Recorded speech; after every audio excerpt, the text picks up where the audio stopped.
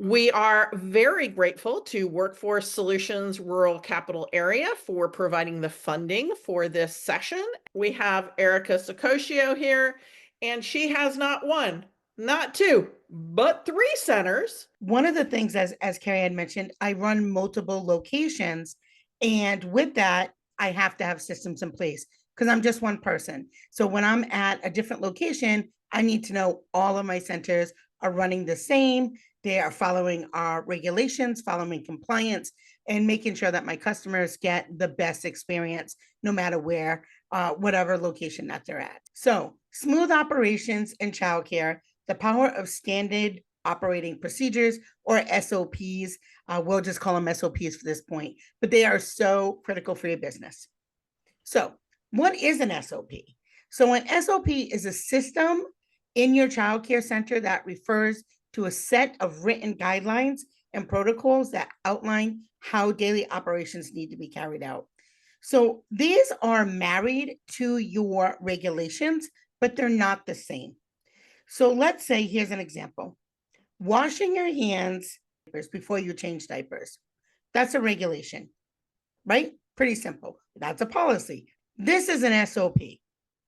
Disinfect the cleaning table, gather the supplies, wash your hands, put on gloves, pick up the child, safety strap the child, take down their clothing, change the diaper, get rid of the dirty diaper. So there's about 15 steps to changing a diaper at a particular order in which you need to do it in.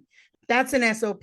So when you have new staff coming in, you need to make sure that all of your staff are changing children in the same way, in a way that follows compliance and helps maintain health and safety procedures. So that's a lot more detail than make sure you wash your hands before and after you change a diaper. So that's just an example of an SOP.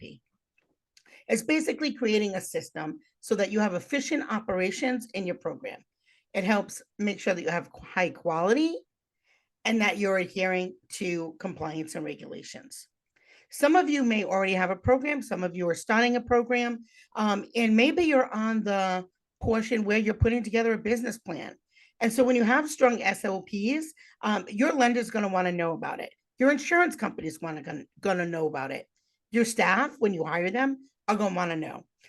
And families, of course. But even before you open a center, you need these systems in place, particularly around compliance, because your licensing worker is going to want to know how you're going to handle the day-to-day operations in your center, and they're going to look different. My center might look different than your center.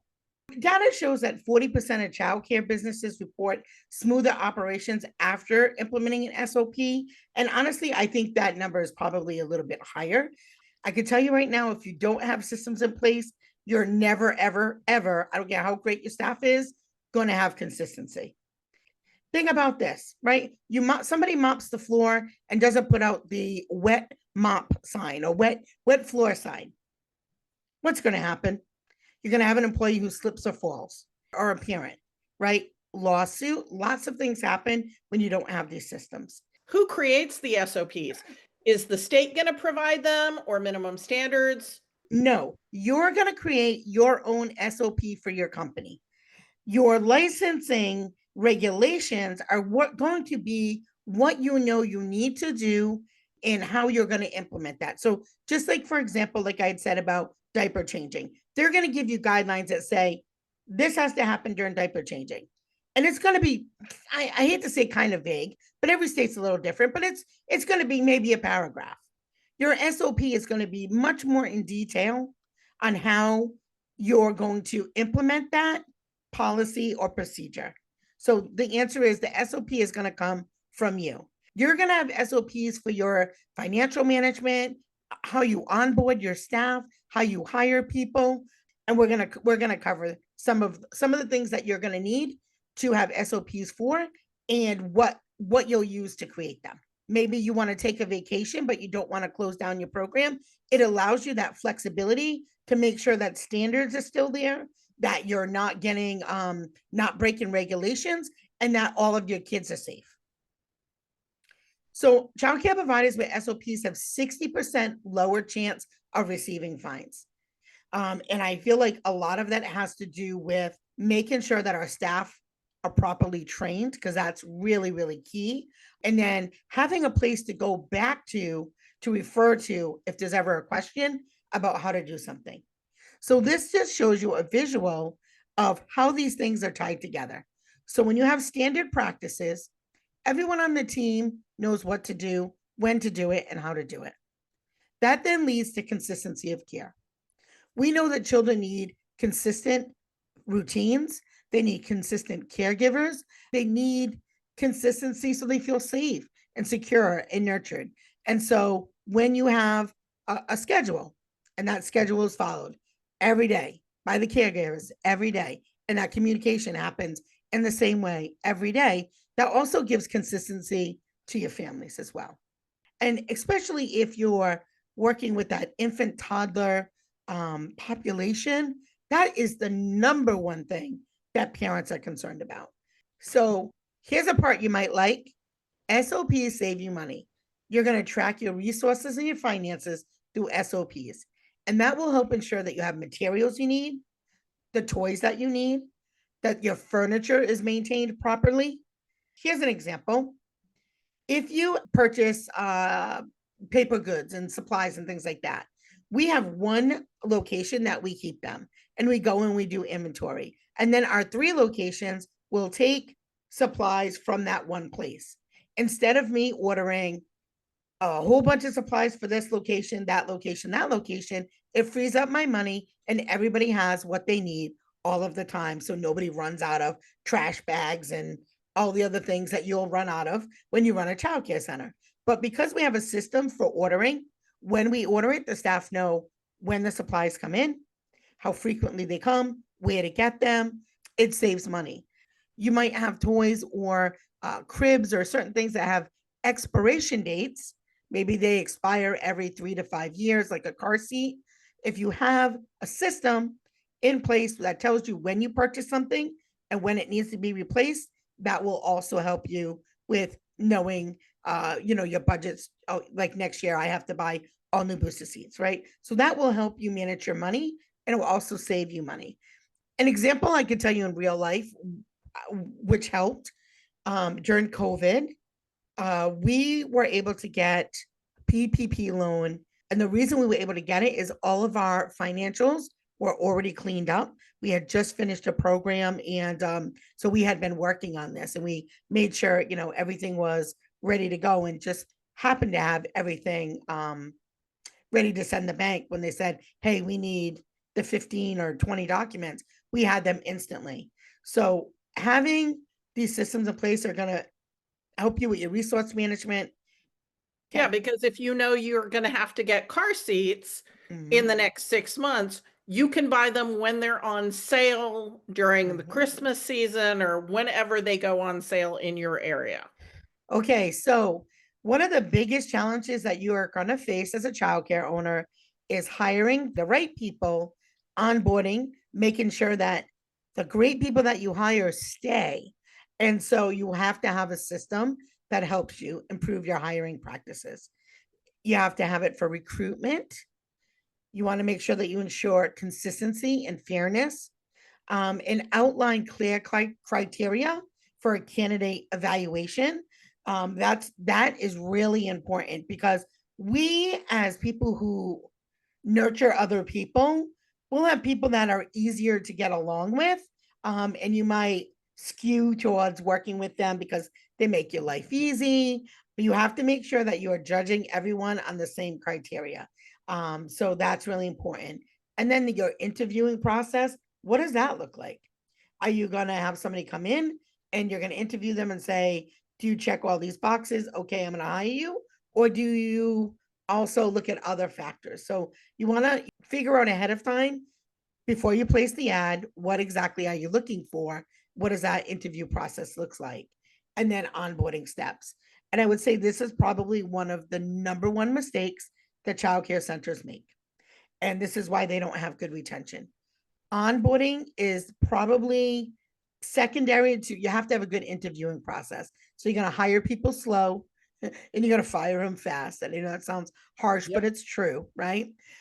You have to have a good onboarding system. So what that means is you need to have something that says, here's how we're going to train you. It's in writing. What's going to happen day one, week one, month one, month three. And training really should never stop if you're growing your team, because the other thing that happens if you don't have a good onboarding system is your great people, once they feel that they've grown as far as they can with your company, are going to leave. And you don't want to do that. So you want to have something that's very clear that says, here's how you grow in our company within from day one to year 25. That one of the number one things, if you write anything down, make sure you have a good hiring practice and you have a good firing practice and you have a good onboarding system. Now, if you look on Indeed, there's going to be 20,000 centers looking for staff. Make sure that you write your job description in a way that aligns with what is going to happen at your center and their experience. Because right now, lots of folks that are out in the world looking for work, they're looking for experiences. I know that sounds silly, but they're looking for experiences. They're not just looking for money. And that has changed a lot in the last 5 years. So you want to make it like, why would I work at your program as opposed to, I don't know, once you have a team, right? You hired folks, they took the job, training's going well. You want to touch base with them at least once every 4 to 6 weeks to make sure that things continue on that path. In your streamline onboarding, here's a great way you could do it too. You can make video. You can make video, you could record. It doesn't have to be fancy, but it does help because then you're not saying the same thing 900 times in a year. You make a video and you make a library for your staff. So that's one easy way to do it. And you can involve the rest of your team in helping make those videos too, especially if you have a teacher or two that are really great. And again, remember I talked about building opportunities for people to grow in your center, and that's a great way to do that.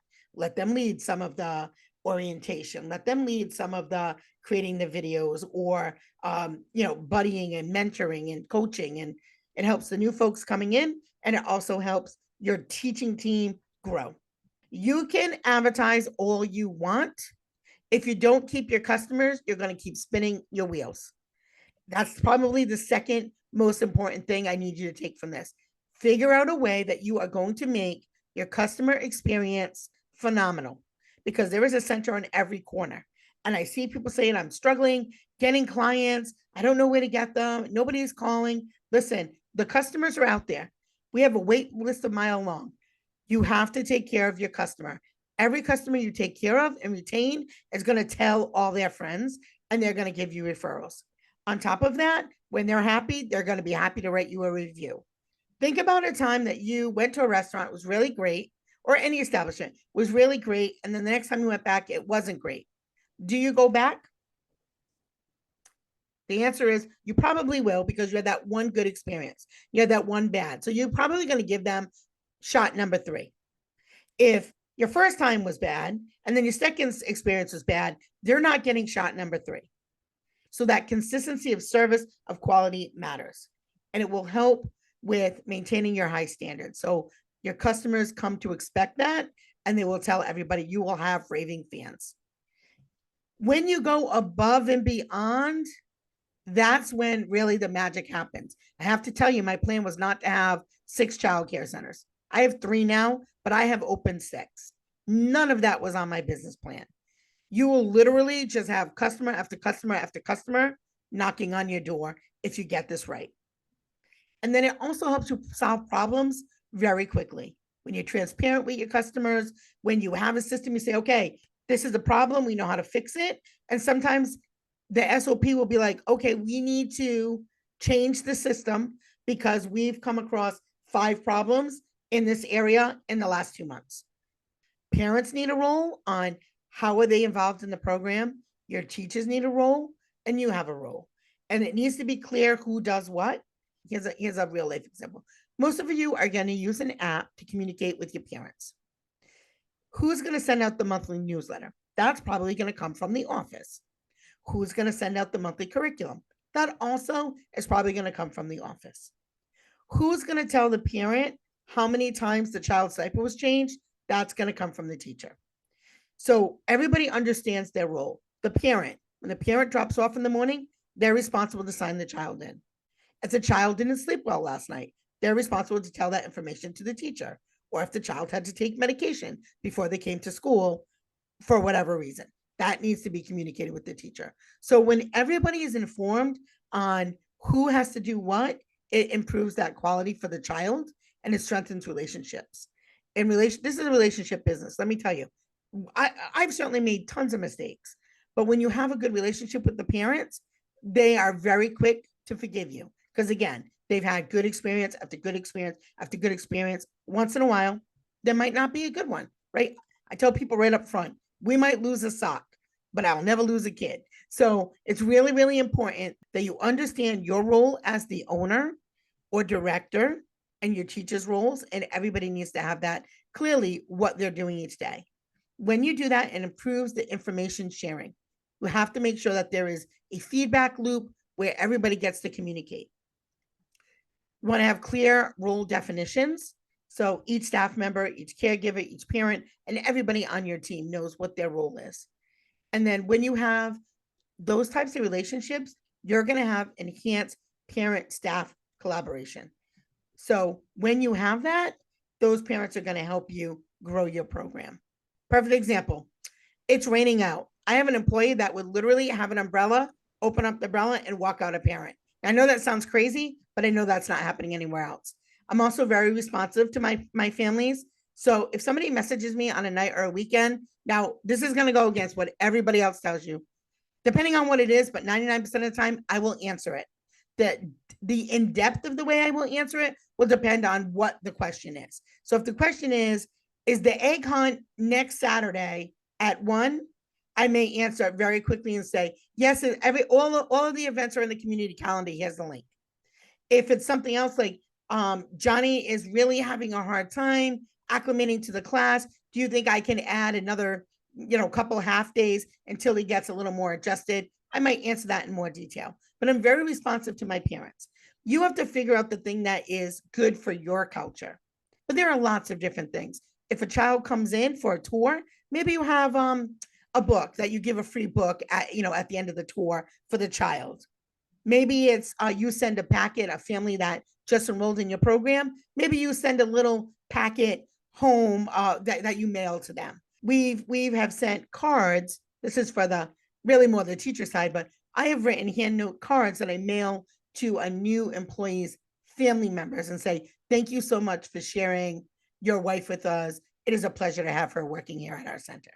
And what you do as an owner might be different than what you did as a director at a center, because Eric and I have had this conversation a couple of times because I tell the directors they shouldn't be answering the phone call all night long, but the owner, that's a different thing because that's where the buck stops.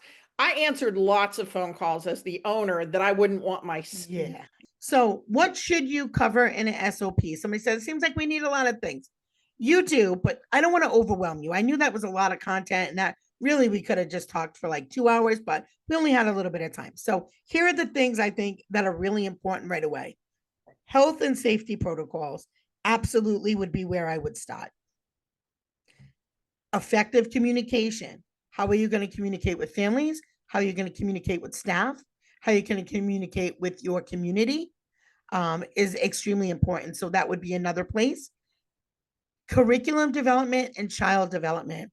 Now, I didn't really get obviously a lot of time to talk about this, but you want to have like, when are you going to do assessments? When are report cards going out? When is curriculum due? What's expected in that curriculum? Because if not, you're going to have all teachers doing all different willy-nilly things. So you want to make sure that there is at least some standard of what's expected in your lesson plans. What's expected in assessments.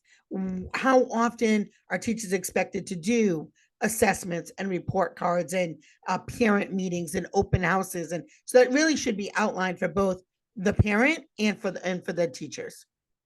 And then staff training requirements. So these are the 4 areas to start with. Start with your regulation book. So what do the regulations say in my state that I need to have in these 4 areas? Start there. And then you can look at your city ordinances or anything that you need to do there. Have an A team. You have a lawyer, you have an accountant, you have an insurance agent. Talk with those people on your team and say, hey, I really want to make sure I'm fully covered, that I'm not missing anything here. Is there anything in these systems that I have created that you think is missing? You don't have to do it alone. I guess that's probably the biggest thing. You don't have to do it alone. You have folks like SCORE, there's your A team that you create.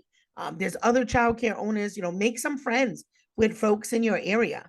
There are lots of childcare owners that would be happy to help you. There's lots of resources. I guess my point is don't go it alone.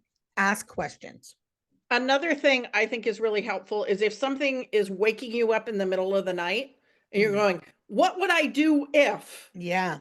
So go ahead and write those standard operating procedures up about things that just occur to you and you're like, oh my gosh, what would happen if? I think the thing is, don't get overwhelmed. It's just like anything else, like a business plan or any other parts that you're going to put together. Take a step at a time and talk with the experts in that area. For me, I worked with my insurance company. I said, here are my safety protocols. What do you think about these? Is there anything that you think that I'm missing? Start with your regulation standards. Identify areas for improvement and develop templates. And a template could be really simple. You could just write down what are the things that I think I need systems for, why, and then what are the steps that I think it should look like, and just break it down into small steps. You're going to have some of this in place to get your license, right? They're not going to get a license without having some of these things in place. And if you've ever worked in a child care center prior to wanting to own one, you will have a pretty good idea of some of the systems that you have experienced in the past, ones that worked great and ones that didn't work great, and you already knew why they didn't work great. So you want to make sure yours work better. This is one thing I want to say. You please think outside of the box. Before I worked in childcare, I sold furniture. I literally worked in one center in my whole life. Think outside of the box and look at what skill sets people have. Look to hire people who have skills that are complementary to you, or are skills that you don't have, that they do have, that will help your center survive and do well and thrive. More than survive, but thrive. SOPs for the staff handbook. So you want to make sure that you have standardized content for policies, procedures, and staff expectations. Like, what is the job? What's expected of me based on their role? Lead teacher, teacher assistant, van driver, cook, all the things. You want to make sure you have clear communication of guidelines for staff to understand, and regularly update to ensure that compliance with regulation and best practice, because best practice also changes. The way that you change a diaper now looks a little different than it did 20 years ago. Okay, last slide. So it's the backbone of your smooth operations. It will help you with consistency and efficiency. And let me tell you, that is a thing that we all need, because it is a lot of work to own a center. It's great work. It's rewarding work. The day that you get your keys, for those of you who haven't gotten your keys already, it's probably going to be one of the happiest days of your life. And you want to make sure that you're able to leave this as a legacy. This is the roadmap for your company that you're going to create based on your vision and what you want or hope for it to happen. So that's really, what you're going to use this for. How will I make myself successful?